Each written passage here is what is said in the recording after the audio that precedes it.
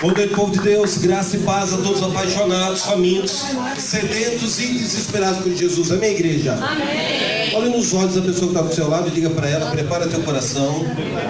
O Espírito de Deus vai te embriagar essa noite.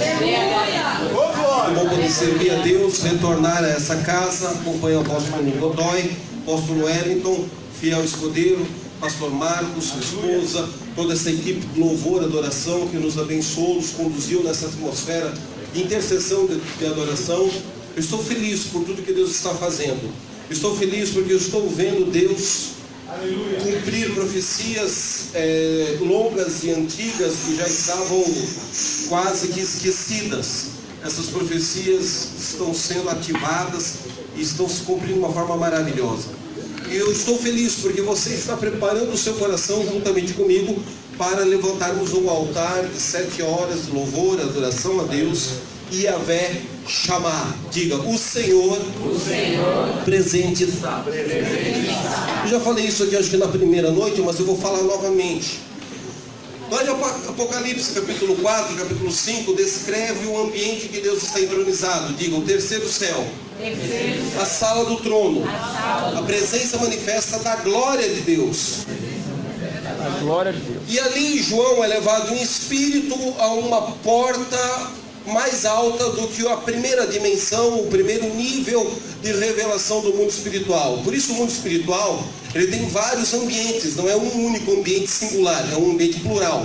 Eu gostaria de pedir para acender as luzes aqui na frente, para a gente ficar com uma iluminação boa para os irmãos que estão nos assistindo pelo YouTube, pelo Facebook. Eu quero que eles sejam estimulados a compartilhar esses vídeos. Lá em Apocalipse capítulo 4, quando ele vê 24 anciões, 4 seres viventes, querubim com rosto de leão, de águia, rosto de homem, vai descrevendo e vai narrando tudo aquilo. Ele vê os 7 candelabros. Jesus se manifesta a João no meio da igreja, no meio dos 7 candelabros, e os 7 Espíritos de Deus que ardem, que queimam diante de Deus, são enviados a toda a terra. Diga: 7 Espíritos de Deus sejam comissionados, enviados, ativados a minha casa, minha empresa, meu emprego, minha escola, minha família e a minha igreja, a igreja local, onde eu e minha casa decidimos servir ao Senhor. Esses 7 Espíritos de Deus que são enviados a toda a terra são enviados ao prostíbulo. E o prostíbulo se transforma num ponto de pregação, sei lá o que, numa padaria. São enviados a uma penitenciária. São enviados a lugares de muita ou pouca resistência espiritual, muita ou pouca opressão demoníaca. E essa noite você vai unir o seu espírito ao Espírito Santo de Deus para juntos invocarmos a plenitude do poder do Espírito Santo de Deus, para juntos invocarmos a manifestação dos 7 Espíritos de Deus. Amém, igreja? Amém. Bom, você sabe que lá no céu Deus reina, é constante, é absoluto. Ele pensa e a vontade dele se materializa, não é verdade? Sim ou não? Em algum momento da eternidade passada houve uma rebelião, houve uma divergência, houve uma contenda. Eu particularmente não acredito que houve uma rebelião. Eu acredito que houveram 3 rebeliões. Mas outro dia eu falo para vocês sobre isso.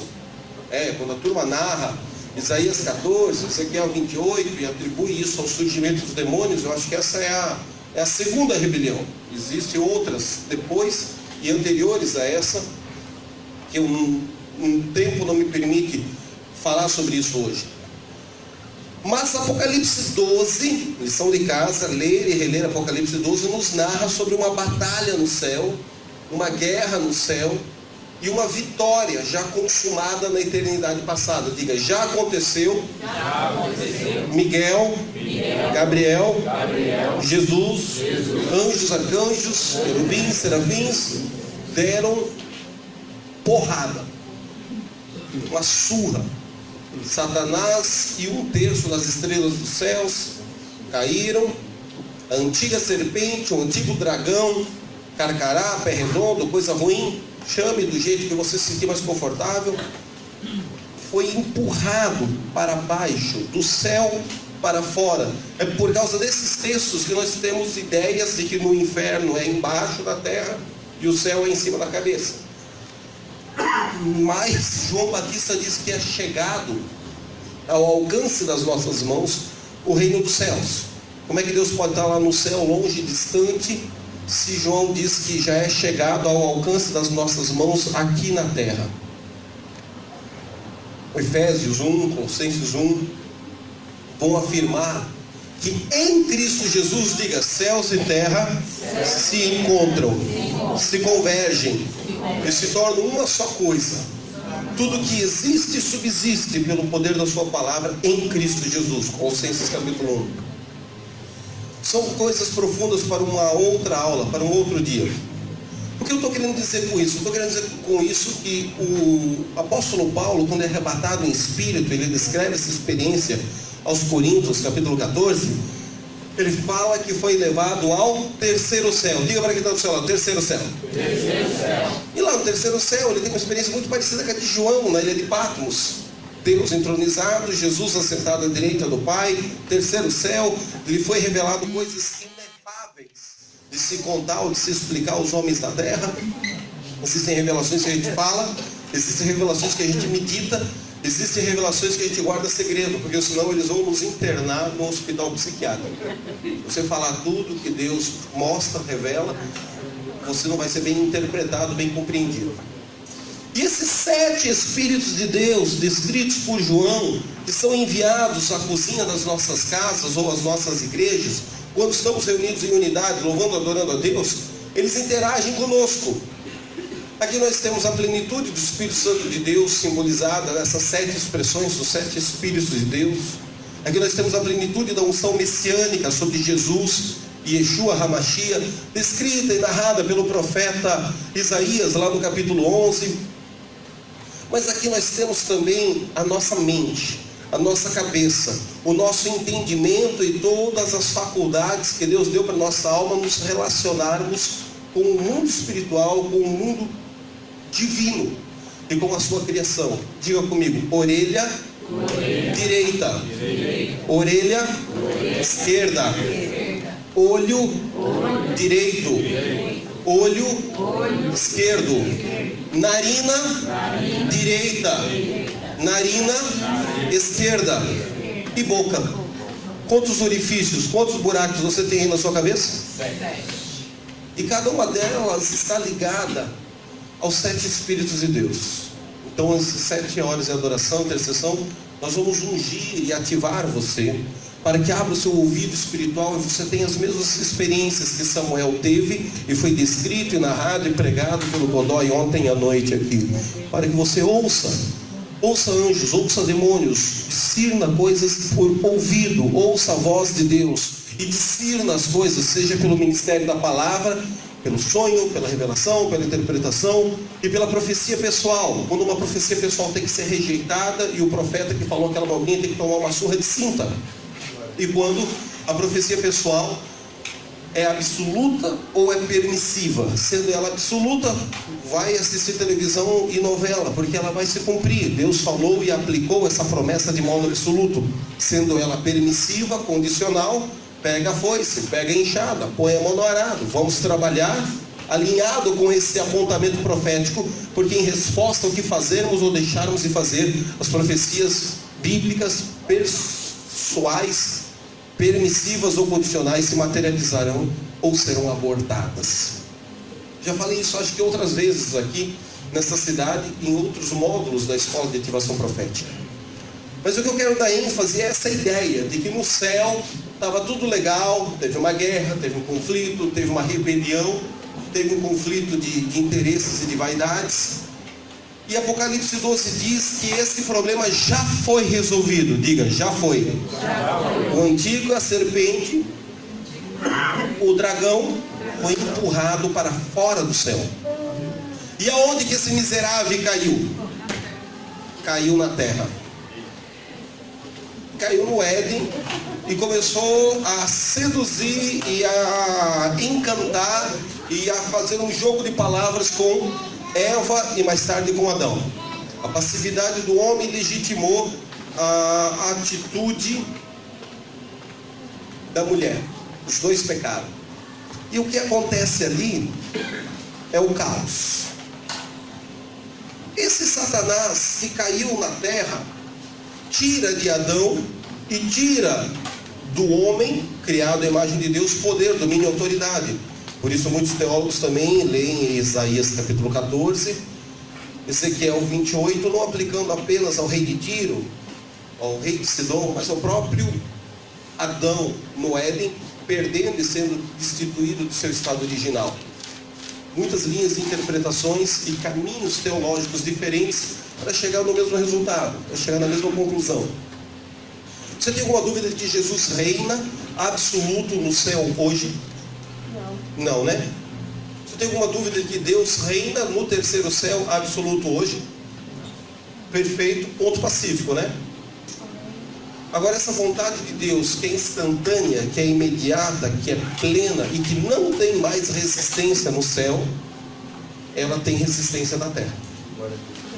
Lá no passado, quando teve um conflito de obediência e de resistência no céu, Apocalipse capítulo 12 diz que eles venceram, que eles deram um pau no dragão, que ele caiu na terra. Amém? Amém. Mas então não existe hoje nada que impeça a vontade de Deus de se materializar instantaneamente no céu. Diga, Deus pensa, e acontece. Ele espirra e materializa. Ele coça a sobrancelha e a coisa flui. Ele designa, ele decreta, e não há resistência para a vontade de Jesus, para a vontade do Pai no céu. Fácil de entender isso? Diga, o trono de Jesus no terceiro céu é inabalável, é constante, poderoso, e já está estabelecido e está funcionando muito bem, obrigado. Amém? Amém. E o trono de Jesus na terra? E a vontade do Pai na terra? E a vontade de Deus no segundo céu e no primeiro céu? Há um conflito escatológico de interpretações.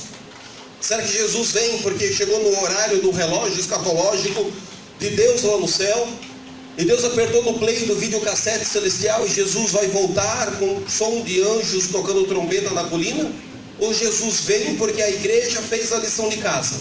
Porque eu e você levantamos a nossa bunda dessa cadeira, nos tornamos frutíferos, nos tornamos uios, filhos de Deus maduros, e manifestamos a glória do Senhor para pôr em liberdade toda a criação que geme com dores de parto, olhando para nós, esperando pela manifestação da glória do Pai nos filhos maduros. Aleluia! Então alguns vão se sentir confortáveis dizendo, não, que quando chegar o momento que Deus determinou na soterologia da salvação, um punhado de gente vai para o céu, um punhado de gente vai para o inferno, porque Deus tem uma medida de ira que tem que ser suprida. Essas maconhas teológicas e conflituosas ao longo da história do pensamento acadêmico cristão. Camarada chega e diz, Jesus está voltando. Até um ímpio, tomador de cachaça, que está ali naquele boteco, namorando ou seduzindo uma rapariga, até ele tem essa percepção dentro dele de que Jesus está voltando. Não precisa vir para a igreja para ter essa percepção. Sabe para que a gente tem que se reunir na igreja? Para levantar a bunda da cadeira e começarmos a fazer algo para acelerar a vinda de Jesus à terra. Para acelerar a vinda de Jesus na terra. Aleluia! Por isso você crê que Jesus vem porque Deus determinou e você não tem que fazer nada? Puxa, vamos assistir Netflix, cara. Tem um seriado novo aí que eu não estou tendo tempo para acompanhar o negócio. Jesus não vai vir porque Deus quer. Jesus não vai vir porque eu preciso. Jesus não vai vir porque chegou no relógio escatológico e Deus apertou no play do videocassete do céu. Jesus vai vir porque a igreja amadureceu. Aleluia! Porque a igreja rompeu com a sua zona de conforto e passividade. Porque a igreja entendeu que no terceiro céu a vontade de Deus é plena, perfeita, e ninguém mais resiste. Quem tentou resistir se lascou. E no terceiro céu a vontade de Deus é absoluta. Amém! E cabe a mim, cabe a você estabelecermos, coexistirmos, trabalhando junto com Jesus para estabelecer o seu trono no segundo céu. Aleluia. Para estabelecer o seu trono no primeiro céu. Primeiro céu, o natural, é a matéria, é a galáxia, é o universo, é onde o satélite Hubble tira foto, é onde a espaçonave, a sonda espacial vai, é onde o ET Bilu vem abastecer a espaçonave dele. É a Terra com a sua poluição, com as suas nuvens, com as suas montanhas, com tudo quanto que é físico, diga matéria, natural, material, esfera do homem racional e lógico. O primeiro céu, estratosfera, atmosfera, é o primeiro céu. Simples. Diga, no nosso sistema humano e natural, haverá um juiz justo. Haverá um broto, um renovo, um rebento da raiz de Jessé, que quando este governar, não haverá mais mensalão, não haverá mais corrupção, não haverá mais impiedade, não haverá mais pedofilia, não haverá mais prostituição, não haverá mais as aberrações sociais que nós assistimos no noticiário hoje. E aí, não adianta você ser um cristão folclórico. Aí Jesus já está reinando, porque não está. É só você abrir a página policial do jornal. Aí não, Jesus é o Senhor do Brasil. Não é. A maior parte dos brasileiros adoram a Aparecida, a Rainha dos Céus. Tem aí um punhadinho de 20, 30% que adora Jesus. O restante invoca e entroniza um demônio disfarçado de anjo de luz. Então você não precisa ser folclórico e filosófico e demagógico, fugindo da realidade, porque essa teologia te leva para o inferno. Você tem que cair na realidade e trazer a tua mente para o que é material, para o que é concreto, para o que é bíblico. Não adianta você dizer que quando Jesus quiser, ele vai voltar. Não, Jesus não vai voltar quando ele quiser, porque o Evangelho de João diz que nem Jesus sabe o dia nem a hora, somente o Pai. Aleluia! A Bíblia diz que Jesus está ansioso, em expectativa para vir à terra e encontrar-se com a noiva, com a esposa. Essa teologia de noiva também é uma outra maconha que outro dia a gente desconstrói. Ele quer vir estar com a sua igreja. Amém. Estabelecer o reino. Mas puxa, é muita confusão, pastor. É muita doideira. Ó, os profetas falavam de um Messias que viria para implantar o reino para o futuro. Está cheio de texto profético no Antigo Testamento que fala isso. Aí João Batista, debaixo da unção de Deus nas margens do Rio Jordão, diz assim, ó, arrependa-se, raça de víboras, vocês estão lascados. Vocês vão tudo para o inferno, seus miseráveis. Se vocês não se arrepender, não batizar aqui, eu batismo de arrependimento. Arrependam-se, porque é chegado a vós o reino dos céus. As traduções poderiam dizer que o reino dos céus está ao alcance das mãos. Jesus mantém essa teologia, ele multiplica esse discurso. Jesus fala exatamente isso.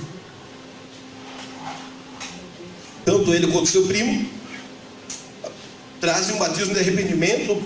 Nicodemos, se você não se arrepender de novo, vai te enforcar no pé de goiaba.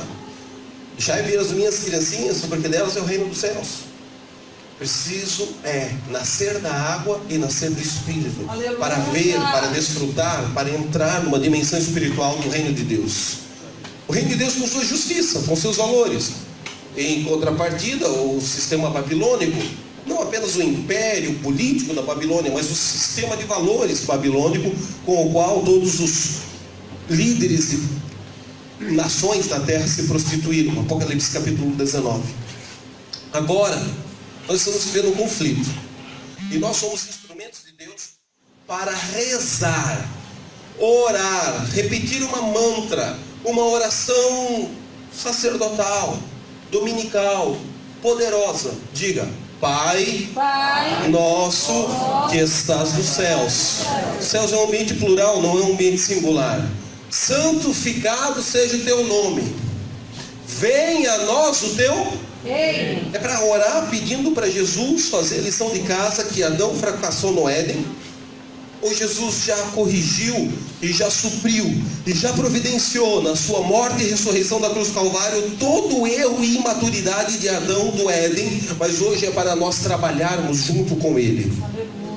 Esse reino vem porque Deus quer, esse reino vem porque você precisa, esse reino vem porque nós estamos trabalhando alinhados para estabelecê-lo aqui na terra. Eu particularmente creio que esse reino só virá e só se materializar se nós trabalharmos alinhados para estabelecermos ele aqui na terra. Mas eu sou fraco, eu sou pobre, eu sou cansado, eu sou corintiano, eu sou lambedor de ferida. Apesar de todos os fatores limitadores, pecaminosos, Deus conhece, Deus sabe, e Deus já providenciou para mim e você, diga, o segundo Adão.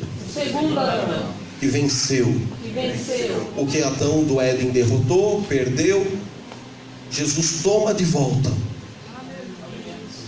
Ele providencia um caminho. Mas sabe por que Jesus rasga o véu e providencia um caminho? Para nós caminharmos. Aleluia. Porque tem muitos cristãos que acham que Jesus é o caminho e eu não preciso trilhar por ele. Já está tudo resolvido. Na obra expiatória de Isaías 63, Isaías 51, o próprio capítulo 50 de Isaías, que fala sobre Israel sendo revigorado, restaurado, e trocaram as suas vestes de luz, vestes de glória, coroa de justiça.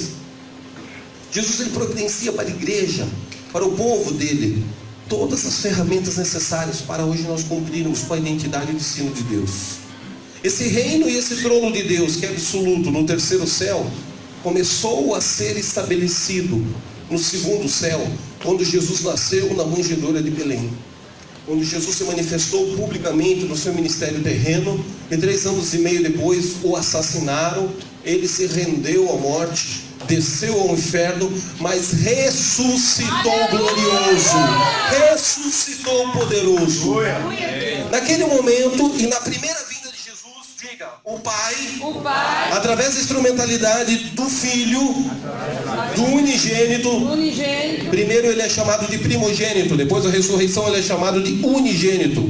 Unigênito e primogênito.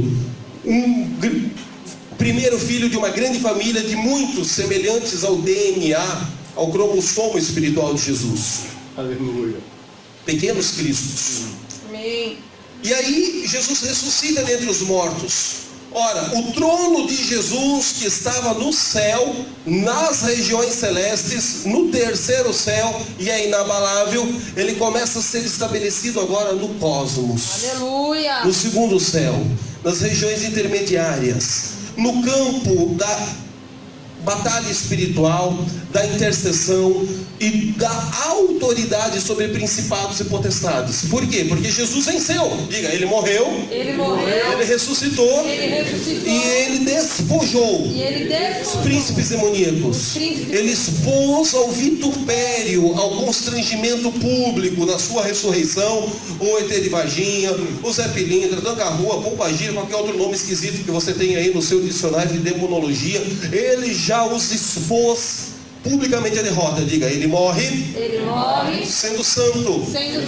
Eu sou pecador. E pela fé no seu sacrifício, recebo livre acesso, vida, pureza, santidade, Aleluia. comunhão com o Pai através do Filho. E agora que Jesus está subindo aos céus, retornando ao ambiente de glória, Salmo 24 diz: quem é Yahvé Sabaoth? Quem é o Rei da Glória? Quem é o Senhor da batalha? Quem é o Senhor dos exércitos? Quem é esse que está vindo ali? É Ele, poderoso na guerra. Ele está voltando. Abram os portões eternos. Você não está reconhecendo, não? Eu estou reconhecendo. É Jesus glorificado. Claro que os anjos estão confusos, porque quando ele veio à terra, ele tinha uma aparência, um formato, e ele veio como unigênito, e agora ele está ressuscitando e entrando nos portais eternos, e ele não está sozinho, ele está levando com ele espíritos que estavam em prisão. Por isso que ele desceu ao inferno para pregar aos espíritos em prisão, para proclamar aos espíritos em prisão. A Epístola de Pedro esclarece isso. Ele está agora subindo aos céus com uma multidão de homens e mulheres que durante toda a dispensação da lei morreram crendo na fé de Abraão, crendo na fé de um Messias, crendo na promessa. Aleluia! E agora ele está entrando nesse ambiente de terceiro céu com uma multidão, só que ele não é mais o formato e o aspecto do unigênito. Agora ele tem a cara e o cheiro de um primogênito. E o reino de Deus, que é inabalável e está no céu, ele está começando a ser estabelecido na terra. Mas ele ainda não está estabelecido numa esfera física. política, econômica, material. Diga, apenas no segundo céu. No segundo céu. Sua morte e ressurreição. Diz Efésios capítulo 1, que nos dá o poder, o direito, a habilidade de nos assentarmos com Jesus nas regiões celestes, não é aqui na terra, na jurisprudência da ONU, das Nações Unidas, da política, não, é nas regiões celestes com Cristo Jesus, acima de todo príncipe ou potestade, nome que se nomeia. Essa consciência ainda não tomou conta de toda a cristandade. Porque quando toda a cristandade toma conta dessa consciência, o trono de Deus do terceiro céu, que já foi estabelecido e entronizado no segundo céu, será plenamente manifesto no primeiro céu. Aleluia. Diga, a primeira vez que Jesus vem para estabelecer seu trono no cosmos, nas regiões celestes, para vencer demônios, vencer principados e dar à igreja chaves. Diga, a chave do reino dos céus. Descer ao inferno e tomar da mão de Satanás a chave da morte, a chave do inferno e ressuscitar. Aleluia! Mas agora, na segunda vinda de Jesus, e está iminente que Ele está voltando, Ele não está voltando apenas para nos levar para o céu, para passar o resto da eternidade lá na nuvem de algodão doce cantando. Não. Até mesmo na superstição pré-milenista, você fica 3 anos e meio lá e depois volta para a terra para estabelecer o reino de justiça, o milênio. Ele está voltando para estabelecer na terra um reino de equidade, um reino de justiça. Quando ele voltar, um fenômeno tem que acontecer. Não porque ele voltou, porque Deus trabalhou e você ficou apertando o botão do Netflix em casa. Ele vai voltar porque nós trabalhamos junto com ele. Aleluia! Porque de todas as coisas que ele falou antes de morrer e ressuscitar, ele disse assim, apóstolo Wellington, presta atenção em João capítulo 14. Você vai fazer as obras que eu faço, e obras maiores fará. Aleluia! Ele olhou assim para os olhos do pastor Marcos e disse, pastor Marcos, olha, você é a minha mão aqui na terra.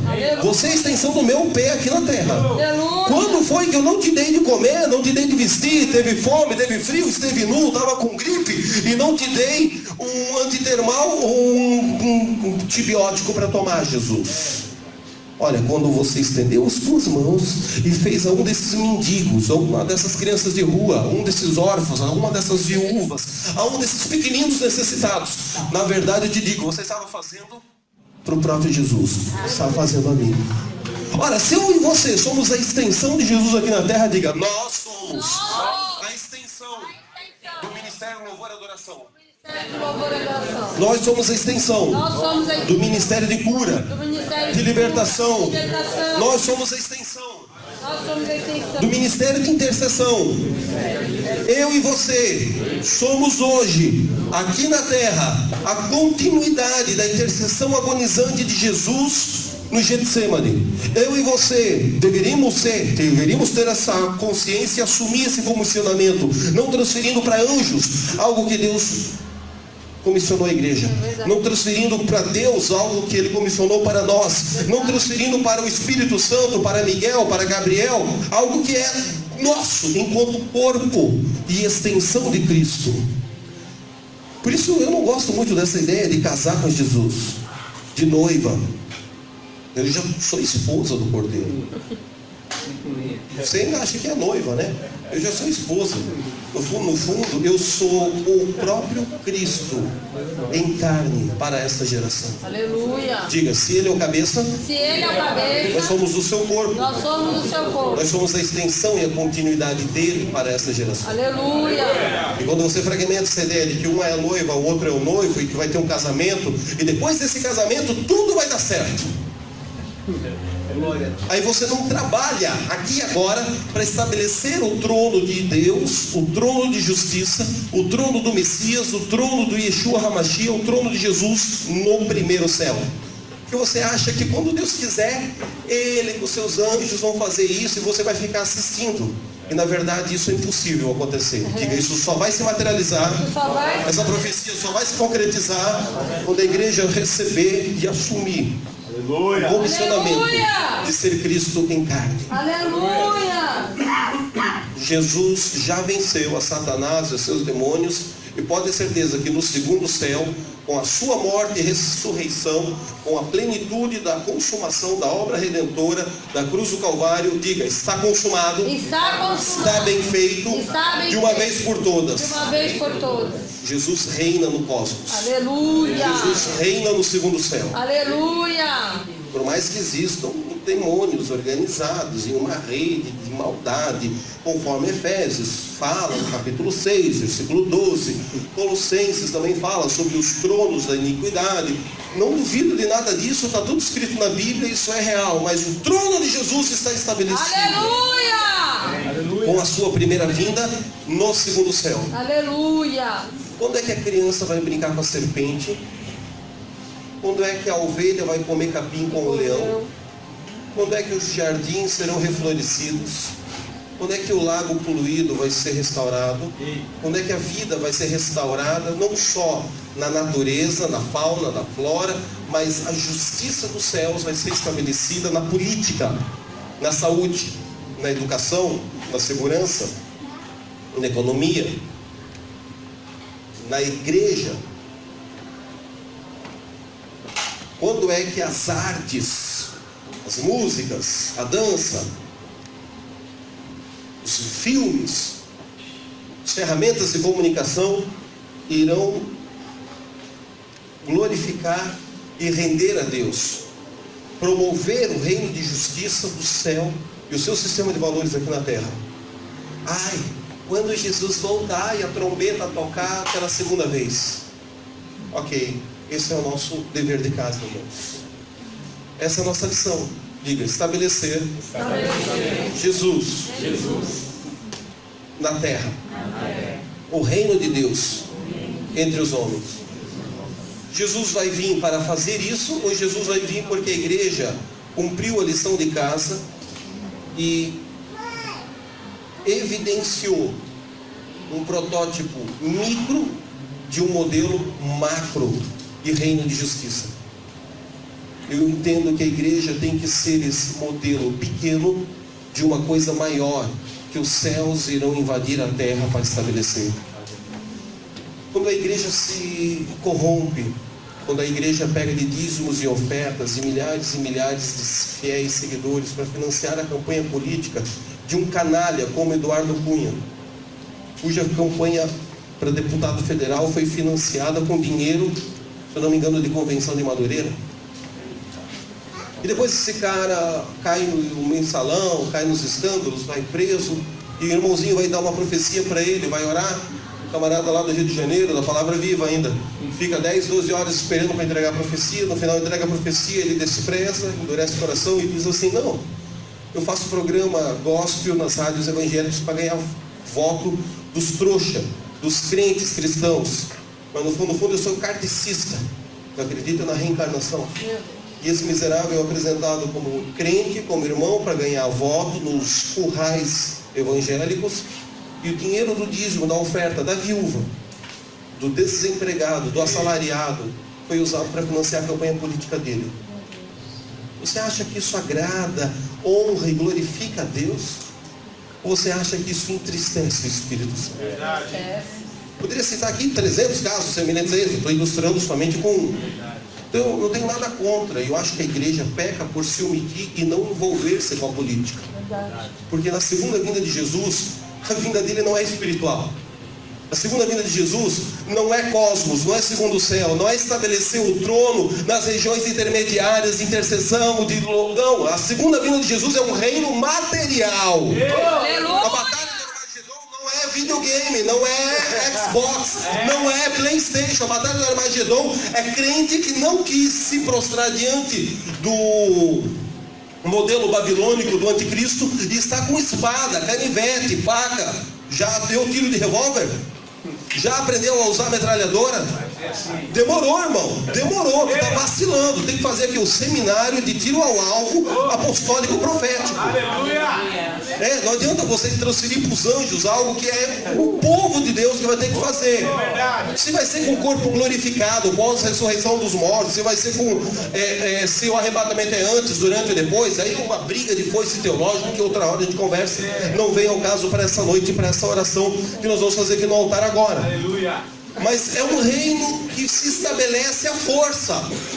Mateus 12:11 diz: desde os dias de João Batista até os dias de hoje, o reino dos céus é tomado por violência. Os que se esforçam se apoderam dele. Sabe, irmãos, eu quero ler com você 1 Reis capítulo 1. No primeiro momento você vai ficar horrorizado com o que está escrito ali.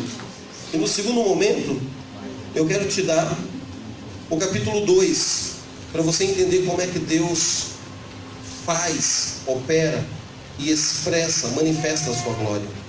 Abra sua Bíblia comigo. Esse é um dos processos que eu entendo que a igreja tem que entrar nesse nível de unção. Amém. Não os pastores, não os presbíteros, não os obreiros, não os diáconos. Eu estou falando toda a igreja. Diga, toda a igreja. Toda a igreja. Tem que entrar nesse nível de unção que está narrado e descrito em 2 Reis capítulo 1, para podermos desfrutar de 2 Reis capítulo 2 e o capítulo 3. As pessoas me perguntam: Becker, então você não crê no arrebatamento? Creio, só não vivo transferindo responsabilidade para o arrebatamento. Amém. Uma lição de casa que a igreja tem que fazer para estabelecer justiça sobre a viúva, sobre o órfão, sobre o necessitado, sobre o peregrino estrangeiro que caminha na nossa terra. Verdade. Essa teologia sempre foi usada nos Estados Unidos por causa de imigrantes que estão indo para lá. Mas agora o Brasil está recebendo um monte de venezuelano, de haitiano, de congoneses, de bolivianos. E essa teologia tem que ser descoberta pela igreja brasileira. O missionamento bíblico para nós recebermos e não sustentarmos eles pela vida inteira, não, mas ajudarmos eles a se adaptar e a produzir, a trabalhar e a frutificar em nosso meio. Como bons hospedeiros da mordomia de Cristo. Aleluia. Como bons mordomos dos recursos que Deus colocou nas nossas mãos. Capítulo 1. Versículo 1 do capítulo 1 de 2ª Epístola de Reis. Já aconteceu a guerra do Carmelo, fogo já desceu, os profetas de Baal já foram decapitados, as feiticeiras de Azera ainda estão vivas, fazendo mandinga. Acabe, marido de Jezabel, morre, e o filho de Acabe toma o lugar do reino, toma o lugar do palácio, ok? Estamos falando aqui de guerra política e de guerra espiritual no campo natural, diga, no primeiro céu. No primeiro céu. No campo da campo. geopolítica. Aleluia. E como Deus interfere através do profeta e da intercessão de um homem de Deus. É isso que o Brasil precisa, para que essa paralisação de caminhoneiros, para que essa injustiça e tantas outras coisas, para que não tenhamos uma guerra civil em resposta a tudo isso. Versículo 1. Depois da morte de Acabe, o jaguar marido de Jezabel, Moabe se revoltou contra Israel. Moabe é um rei vizinho invejoso. E caiu Acasias pelas grades de um quarto alto que tinha em Samaria. Escorregou lá e adoeceu. E enviou mensageiros e disse-lhes: ide e perguntai, olha o nome do demônio, do carcará, do pé redondo, do coisa ruim. Consultem a Baal Zebub, Deus de Ecrom, um deus pagão, um ídolo demoníaco ali da vizinhança, se eu irei sarar desta doença. Já viu o crente indo em benzedeiro? Eu vim de uma igreja luterana, onde eles diziam que os dons do Espírito Santo cessaram. Isso não existe para os dias de hoje. E os crentes luteranos, os mais nobres, iam no catecismo, no espiritismo, na feitiçaria, na maçonaria, tudo que era esquisito e oculto, para de alguma forma suprir o que a igreja não lhes ministrava pela palavra de Deus, por causa de uma construção teológica mentirosa, que é a doutrina cessacionista. Bom, o rei, filho de Acabe, Acasias, se lascou estava lá na varanda, escorregou no sabonete, caiu no chão, e ele quer saber do demônio, se ele vai morrer ou se ele vai ser sarado. Conheço prefeitos que fazem isso, conheço governadores que fazem isso. Já profetizei, já orei por deputados que cansaram de consultar a demônios e queriam que o próprio Deus falasse com eles. Conheço uns que abandonaram tudo e tiveram uma experiência de fé em Jesus. Conheço outros que tiveram uma experiência de fé em Jesus e Deus ainda os mantém no poder político porque tem um propósito tremendo na vida deles. Aleluia. Conheço gente séria, gente íntegra, que adora Jesus nas esferas do legislativo, do executivo, do judiciário. E conheço também um bando de jaguara que, se tivesse oportunidade divina, atropelaria eles com uma Kombi cheia de corintianos. Deus não me dá essa oportunidade, não sei porquê. Mas voltemos ao texto bíblico, versículo seguinte, o 3. Mas o anjo do Senhor disse a Elias, o tisbita: levanta-te, sobe para te encontrares com os mensageiros do rei de Samaria. E diz-lhes: porventura não há Deus em Israel, para ir consultar a Baal-zebub, Deus de Ecrom? E por isso assim diz o Senhor: da cama a que subistes não descerás, mas sem falta morrerás. Então Elias partiu. Faça um vídeo na sua cabeça. O cara está lá, escorrega, cai. Agora ele precisa de oração, mas ele não chama a irmã Rita Cabelo de Fogo, que dirige o culto de oração da quarta-feira à tarde na garagem da casa dela. Ele manda os mensageiros do rei em caravana ao encontro de algum feiticeiro, algum sacerdote, algum poste ídolo de um nome de um demônio esquisito de uma nação vizinha, dos Ecrons. Consultar esse ídolo, se ele vai ser sarado, se ele está lascado. No meio dessa ânsia, Deus fala com o profeta, que está na montanha, tendo um momento de intimidade e comunhão dele com o Eterno, com o Todo-Poderoso.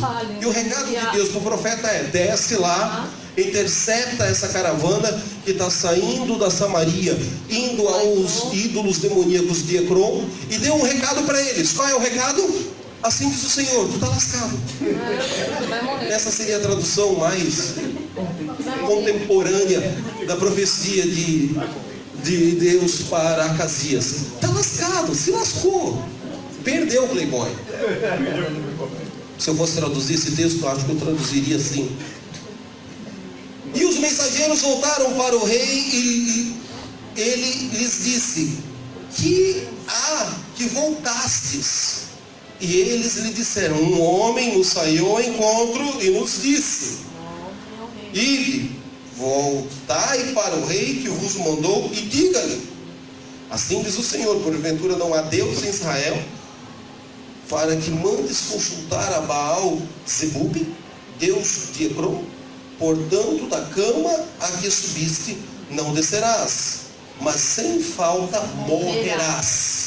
Decreto de juízo do profeta de morte. E ele lhes disse: qual era a roupa, o trajo? Estava de terno e gravata, dava para pentear o cabelo lustrado no sapato desse diácono, desse obreiro, desse presbítero? Não dava, infeliz. Qual era a roupa, o trajo do homem que vos veio ao encontro e vos falou essas palavras? E ele lhes disseram: era um homem vestido de pelos e com o lombo cingido com um cinto de couro. Então disse o rei: é Elias, o tibista. Parece a narrativa da roupa de João Batista para Herodes, né? Só que aqui é no Antigo Testamento, está narrando as vestimentas de Elias para o rei Acasias.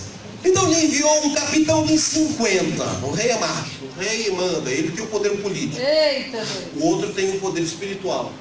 E o terceiro tem o poder econômico. Deus. Diga, normalmente é assim: 3 pessoas, 3 colunas: financeira, política e a espiritual. Porra, batalha. E mandou um capitão, 50 soldados, subindo a ele, porque eis que estava sentado no alto do cume. Ficava orando lá no alto da montanha. Era um altar de oração dele. E disse-lhe: homem de Deus, o rei te ordena, o rei manda, o rei fala, desce. Diga, se lascou também. Diga para quem está lascado, irmão. Olha a ordem que o capitão de 50 soldados está dizendo para o profeta.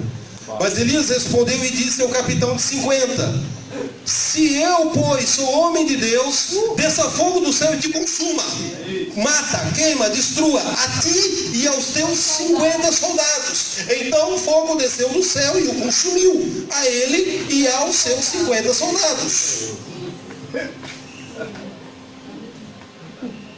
Tu acha que em Lucas capítulo 10, quando os 70 discípulos estão voltando do funcionamento que Jesus deu, de ir de casa em casa, curar enfermo, expulsar demônios e procurar filhos da paz, se porventura naquela casa tiver algum filho da paz, a vossa paz repousa sobre eles, e a paz deles entre em comunhão com a sua, fique ali, coma, não fique trocando de casa em casa, abençoe e faça a ordem que tem que ser feita, ensine, ore, profetize.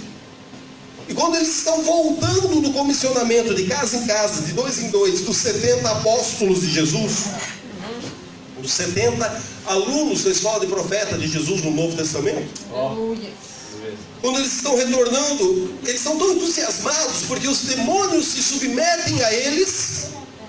Segundo o céu, cosmos, a primeira vinda de Jesus não é uma vinda política, não é uma vinda para estabelecer um reino político. O que os reis, os ortodoxos, os rabinos rabugentos queriam? Queriam um governo político para enfraquecer Roma.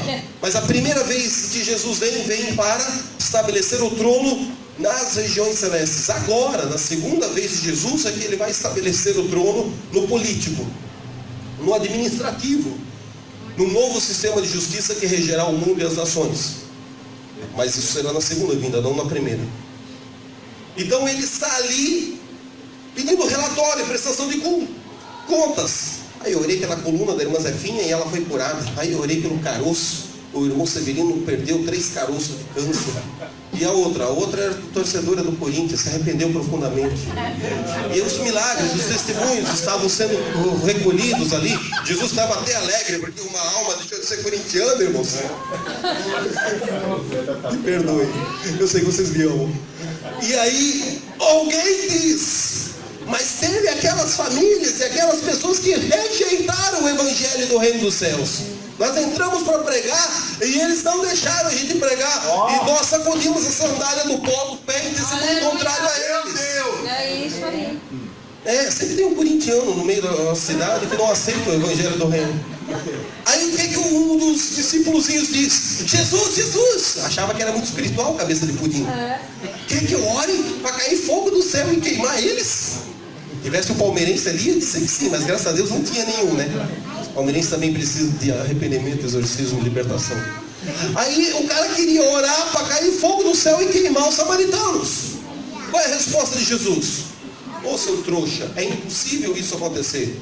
É isso que Jesus fala? Não. Jesus sabia que era possível orarem e cair fogo e matar o samaritano. Jesus sabia que era possível rezarem uma reza apostólica, profética. Os alunos da escola de profetas de Jesus no Novo Testamento, eles sabiam que se eles orassem, aconteceria com os samaritanos exatamente o que está acontecendo em 1 Reis capítulo 1. Ué, Elias não está orando e fogo não está queimando 50 soldados, sim ou não? Sim. Jesus não diz, Godoy, é impossível isso acontecer. Jesus diz, de que espírito vós sois? Você não está entendendo nada. Eu não vim aqui para julgar. Eu vim aqui para corrigir o que Adão fracassou. Eu vim aqui para dar livre acesso ao Pai. Um caminho de arrependimento. Aleluia! Uma chave de apresentar o fruto de arrependimento. Eu vim aqui para curar, para restaurar, para unir o que está disperso. Diga, na primeira vinda, Jesus vem como um bebezinho. Na manjedoura. Mas na segunda vinda, ele vem tatuado na coxa. Rei dos reis, Senhor dos senhores. A segunda vinda de Jesus não é bebê, não é manjedoura, não tem vaquinha e o presépio vai para a casa do chapéu. Essa vinda que eu e você esperamos, Jesus vem como soldado, como guerreiro, como general da guerra. Jesus vem para dar porrada.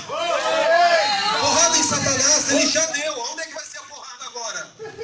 É lá em Brasília, é lá na ONU, é lá em Israel, é na geopolítica, é numa batalha que é espiritual e é bélica, é estabelecer um reino de justiça, é matar pedófilo. pedófilo. Não é mais discutir se você quer ser vacinado ou castrado quimicamente, não. Eita Deus. Deixa Jesus vir implantar o reino milenar para ver se esses socialistas de bandeira vermelha vão se dar bem. Maconheirinho na universidade está lascado, Jesus está vindo. E Jesus não está com cara de bebezinho. Jesus está tatuado na coxa, Rei dos Reis, Senhor dos Senhores. Aleluia! E a igreja dorme na luz, enquanto os filhos das trevas são mais astutos e prudentes que os filhos da luz. Aleluia! A igreja dorme numa teologia folclórica. É. A igreja briga e se divide, eu não vou mais congregar ali, porque eu queria que o Marcos fosse o Superman. E que o apóstolo Wellington fosse o Thor. E eu não encontrei a sala da Liga da Justiça para congregar, então eu não entrego mais meu dízimo, não entrego mais minha oferta. Eu vou agora só assistir vídeo no YouTube. É bom esse que está assistindo no YouTube. Continuo assistindo, irmão. Mas acho um grupo para se congregar. Ah, eu não vou mais agora orar, não vou mais congregar, porque o apóstolo Godoy, e muito defeito na vida do Godoy. Pergunta para minha esposa a lista dos meus. Pergunta para a Mônica o meu currículo. Então o cara, ele tem uma espiritualidade folclórica, Verdade. que não está procurando uma igreja local para ser treinado e frutificar. Ele está procurando a Liga da Justiça. Ele quer fazer parte dos Thundercats, ele não quer fazer parte mais da igreja. Ele acha que ele é o Jasper, o Jiraya, e a espiritualidade da montanha dele confundiu ele e fez com que ele vivesse fora da realidade. O anticristo está aí, nós temos o satanista governando o país, nós temos a geopolítica e um manto de opressão demoníaca, nós temos dinheiro público dos nossos impostos indo para a Fundação Cobra Coral, para que uma feiticeira, uma sacerdotisa sacrifique animais, quem sabe até seres humanos, não sei, imagino, hipoteticamente, para que fazer chover ou não fazer chover, para controlar fenômenos da meteorologia, trazer maldição. Fazer com que políticos ganhem, políticos percam. Fazer com que um pulso psíquico de simpatia ou um pulso psíquico de passividade impeça o povo de mudar a geopolítica da forma como ela deve ser mudada. E aí o cara vem da igreja dizendo, não, essas coisas não são espirituais, essas coisas não quero falar, não quero pensar, tenho preguiça de pensar nessas coisas, porque Jesus está voltando. Eu creio que Jesus está voltando. Eu só queria atropelar você com essa sua estrutura de pensamento que reza: Jesus, volta logo, porque eu não estou conseguindo terminar de pagar o boleto da Casa Bahia. Se o senhor voltar, eu não tenho que terminar de pagar essas últimas 52 prestações que eu estou atrasado.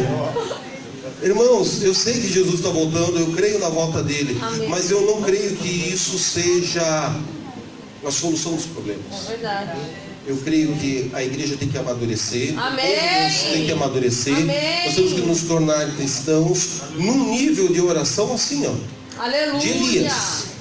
A igreja, na sua maioria, estiver composta, não um ou outro ícone que ore e o fogo cai do céu, aí ele entra no ginásio e arranca a oferta. Não, eu estou falando assim, da maior parte, 90% da igreja, nesse nível de unção de Elias. Amém. Que ora e chove, amém. Ora e para de chover, que ora e cai fogo do céu. O treinamento é queimar as ovelhinhas do altar de madeira no Alto Carmelo. Só que ele repetiu tanto essa oração, que ora e cai relâmpago do céu, que agora ele já acerta os corintianos na rua. Agora ele já pega os 50 soldados que estão vindo para prendê-lo.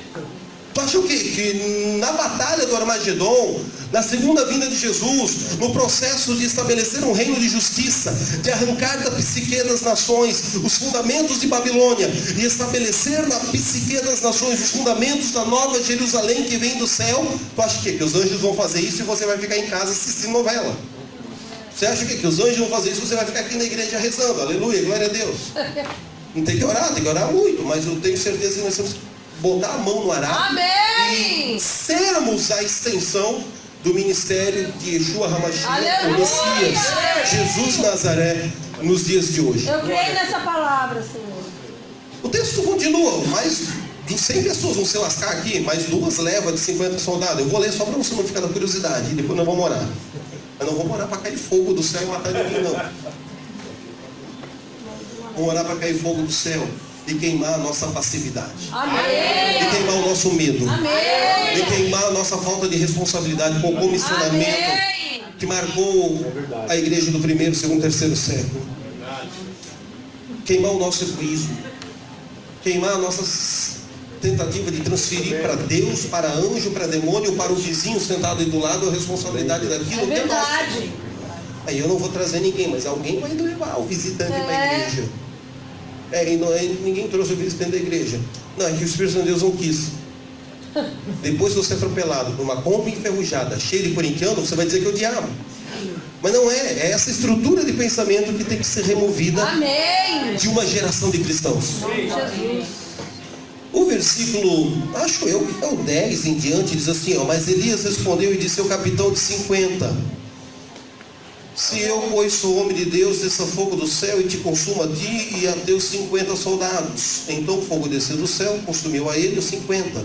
Tornou o rei a enviar-lhe outro capitão, de 50 também, com os seus 50 soldados. Este lhe falou e disse, homem de Deus, assim diz o rei, desce depressa. Digo, o primeiro disse, desce.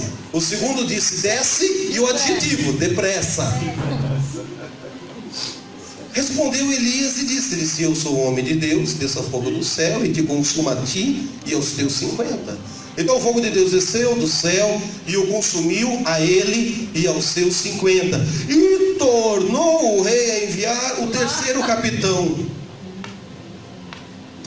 dos terceiros 50 soldados, com os seus respectivos homens. Então subiu o capitão, veio, pôs-se de joelhos diante de Elias e suplicou-lhe, disse, homem de Deus, seja, peço-te, preciosos teus olhos a minha vida e a vida desses 50 soldados que estão comigo. Afinal de contas, Filipenses diz, façam tudo que os nossos líderes mandarem. Eles estavam debaixo de um comissionamento cego, obedecendo uma ordem cega e se lascando. Mas agora ele estava obedecendo o rei e se humilhando, reconhecendo a autoridade e a unção de Deus na instrumentalidade do profeta maluco. Eis que fogo desceu do céu e consumiu aqueles primeiros manés corintianos que vieram aqui. Eu não sou corintiano, eu torço para o esporte do Recife. Não está escrito nada disso. Aqueles, os primeiros capitães de 50, com os seus 50. Porém agora, seja preciosos os teus olhos a minha vida. Então, diga, graças a Deus por esse então. Graças a Deus. Então. O anjo do Senhor disse a Elias, desce com ele, não temas. Levantou-se e desceu ele com o rei. Foi ao encontro do rei. E disse-lhe assim, diz o Senhor, por que enviaste mensageiros a consultar um demônio, Baal, Zebub, Deus dos Ecrons? Porventura, é porque não há Deus em Israel para consultar a sua palavra? Ministério profético? Portanto, desta cama a que subiste, não descerás, mas certamente morrerás. Assim, pois, morreu, conforme a palavra do Senhor, que Elias profetizara. E Jorão começou a reinar no seu lugar, no ano segundo de Jeorão, filho de Josafá, rei de Judá, porquanto não tinha filho. O mais dos feitos de Acasias, que tinha praticado, porventura não está escrito nos livros das crônicas dos reis de Israel. E aí acaba o conflito de fogo dos céus. Diga, orar e tocar numa unção. É bom. É bíblico. É necessário. Repetir essa experiência centenas ou milhares de vezes, até termos segurança nessa unção.